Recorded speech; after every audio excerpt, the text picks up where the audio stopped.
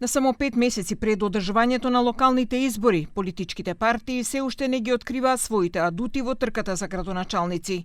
Во ВМРО-ДПМН се уште трае процесот на сондирање за можните кандидати, а како што изјави министерот за дигитална трансформација Стефан Андоновски, со еден дел од кандидатите ќе излезат до крајот на месецов, додека за град Скопје ќе се знае нешто подоцна. Сепак, како што велат, кандидатот ќе биде од редовите на партијата, за разлика од претходните избори кога излегува со Данела Арсовска како надпартиска личност.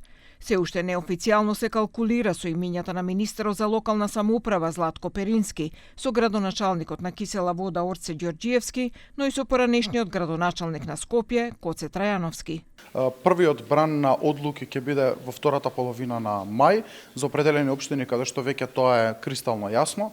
Голем дел од постоечките градоначалници ќе трчаат и за втор пат, така што сметам дека имаме одлична енергија внатре во рамки на партијата. Името за град Скопје очекувам да дојде во текот на летото, иако постојат јавно се познати дел од имињата кои што доаѓаат од ВМРО-ДПМН, има и други заинтересирани, така што се анкетираат во моментот и очекувам дека во средината на летото ќе имаме резултати. Слична е состојбата и во СДСМ. Дел од кандидатите веќе се вртат во јавноста и како што истакна Мартин Костовски за Дели Клик на ТВ21, се уште трае внатре партиската постапка и не може да соопштат имиња.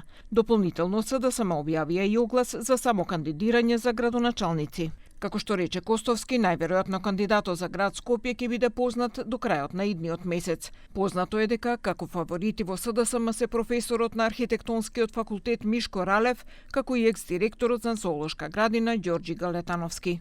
Во моментот траат паралелно и анкетите, сондирањата, мерењето на јавното мислење, бидејќи е најбитно да ги најдеме најпозитивните кадровски решенија кои што може да ги понудиме на предстојните локални избори. Станува збор за два прекрасни поединци кои што било кој од нив да биде кандидиран, не се сомневам дека многу подобро, на многу позавидно ниво, многу поуспешно ќе го менаџира главниот град.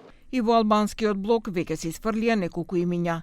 Така за Тетово, каде ќе биде најжестоката трка, се споменува дека повторно ќе биде предложен Билјалка Сами од Вреди, додека од Европскиот фронт се споменува Илир Демири, Фатон Ахмети или Бајрам Реджепи. Неофицијално можно е со свој кандидат да излезе и Алијанса за албанците на Таравари, за кого засега се уште нема информации дали е можен кандидат за гостивар. Веќе се вртат и неколку имиња и за Чаир, Кичево, како и за Струга.